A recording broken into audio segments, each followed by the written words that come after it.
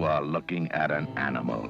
Yeah, well, that's all you read for you. My name is Tony, and this is a nostalgic exploration of another of those key films from my misspent youth. It's a dynamically superb British crime thriller from the early 70s that bleeds a thrilling and marvellously evocative atmosphere with a high degree of ruthless style and punch. If you fancy a bit of alpha male psychotic criminality and violence, and let's face it, who doesn't, then Sitting Target is the Pinot Grigio for you, bitches. It was called Screaming Target in the States. Fuck is wrong with these people?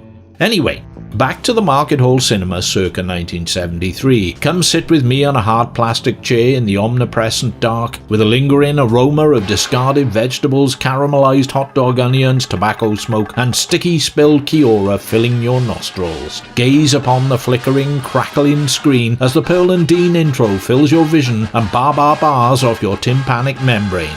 And consider this. Ollie Reed, a lusting, decadent, roistering throwback to a long-ago era of debauched Victorian manhood. Even in the 70s, the olden days to you snowflakes, his attitude to life and women was a jaw-dropping sexist anachronism that caused rabid feminists to upchuck over their burning bras in repulsed horror and despairing angst. Reed was an alcohol-swilling hellraiser who didn't seem to take life, the world, or himself remotely seriously. In 1971 he was Britain's top male movie star, a uniquely talented actor who, despite a facial scar sustained in a barroom brawl and dyslexia, had enough innate charisma and instinctive skill to set the screen ablaze. However, he didn't care about any of that stuff, had little time for his fellow thespians or sycophantic movie lovies. He bought a country pile, styled himself the local squire, and went to the pub, and teamed up with Keith Moon, the Who drummer and substance-fueled madman, to perpetrate all sorts of mayhem and havoc. At the age of 42, he took up with a 16-year-old schoolgirl whom he married and remained married to for the rest of his life. He sacrificed his acting career in favour of becoming an overweight alcoholic eccentric who routinely took the piss on chat shows and delighted in doing so. Satirical genius, dangerous lunatic, or freewheeling loser, or all three. He died of a massive heart attack following a colossal drinking binge midway through the making of Ridley Scott's Gladiator. I think that's how he would have wanted to go. He was 61. All that apart, for one brief moment in time, he was the best of British, with a string of hit movies and lauded performances behind him, such as in Oliver, Women in Love and The Devils. He took the lead in the crime thriller Sitting Target in 1971, and as it turns out, a severely underappreciated genre classic it was and is. Sitting Target represents one of a certain type of British thriller from the early to late 70s. These include Get Carter, Villain, Callan, and later The Long Good Friday. In Get Carter, Michael Caine gives a career-best performance as a snake-eyed gangland killer on a nihilistic revenge mission in what may be the best British film ever made. In Villain, Dick Burton plays the two Cray twins rolled into one. In Callan, Edward Woodward is a low-rent English assassin with a troublesome conscience who works for a very shady government department. And in The Long Good Friday, Bob Hoskins is the London mob boss getting bloody with the IRA. But in Sitting Target, Ollie Reed outstrips them all in the Craze Brutality Awards category.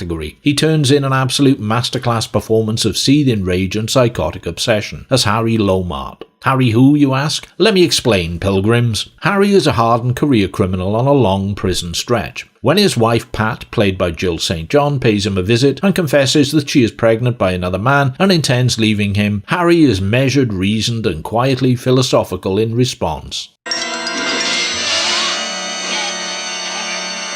Yep, smash through the security glass and try to throttle her to death, as you do.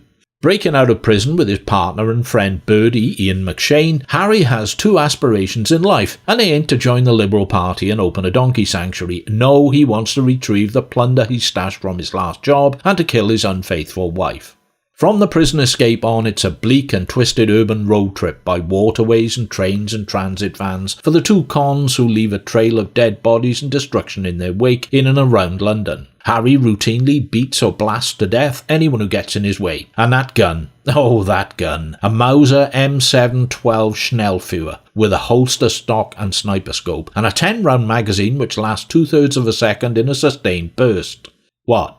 Okay, so I'm guilty of gun porn. My bad, but I love that gun. It's a thing of great beauty, and Ollie puts it to such lovingly devastating use. Yeah, but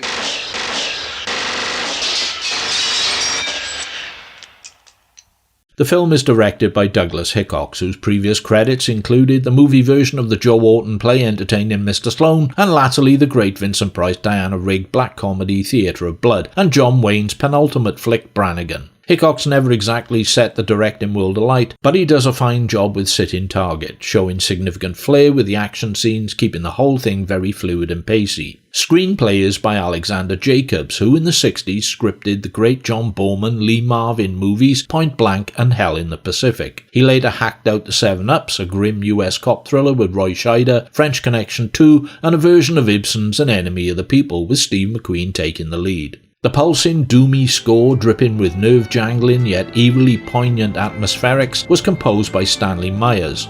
Myers' biggest claim to fame is the acoustic theme Cavatina, which he wrote and used in The Walking Stick in 1970, a slow-paced, almost thriller starring David Hemmings and Samantha Eggar. He resurrected the tune for his work on Cimino's The Deer Hunter, and it became a standard piece known the whole world over. Hank Marvin and the Shadows did a version, that's how famous it was. It also appeared on pottery documentaries and adverts for vaginal thrush medication.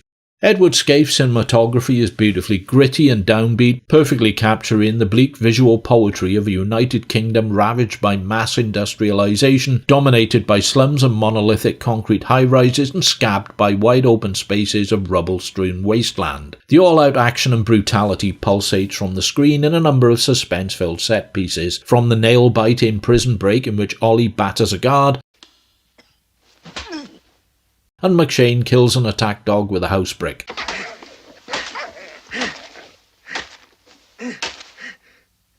to the almost surreal and dreamlike shootout with the motorcycle cops amidst urban washing lines and flapping white bedsheets, to the climactic chase and explosive finale. Ollie Reed is truly stunning here, given a no-holds-barred and utterly naked portrayal that serves to remind what a powerhouse talent he was back then. McShane, Jill St. John and Edward Woodward lend solid support. The screenplay is almost Shakespearean at its core, complete with drama, violence, action, betrayal, and dark inevitable tragedy. You just know it isn't going to end well, and it doesn't, for anyone. And that's just fine and dandy with me, cheerful fucker that I am.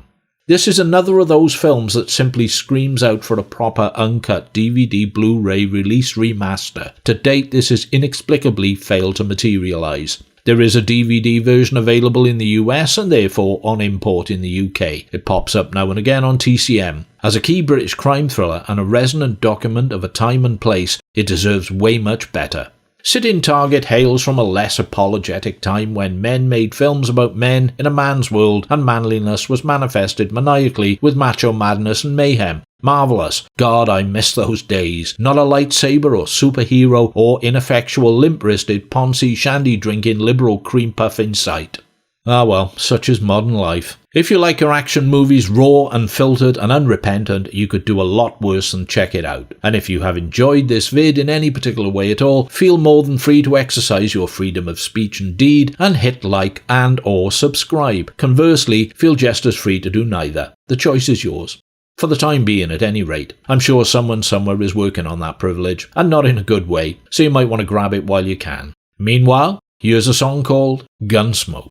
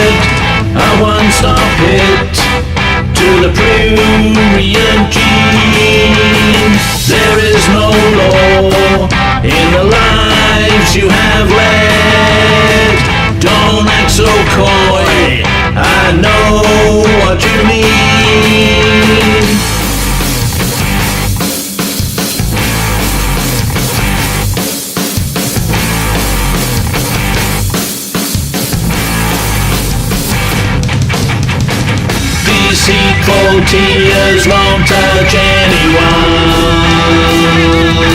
When the gun smoke clears away, we get to see the damage done.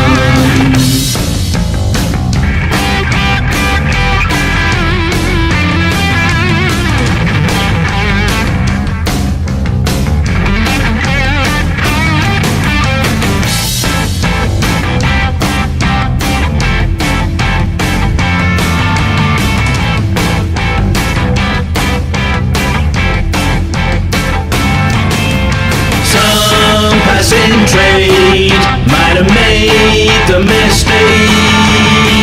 They looked on you as an easy mark. How could they know that their lives were at stake? No longer hint what you hide in the dark. Deceitful tears won't touch anyone. When the gun smoke clears away, we get to see the damage done. I thought for years you were the only one. When the gun smoke clears away, I get to see the damage done.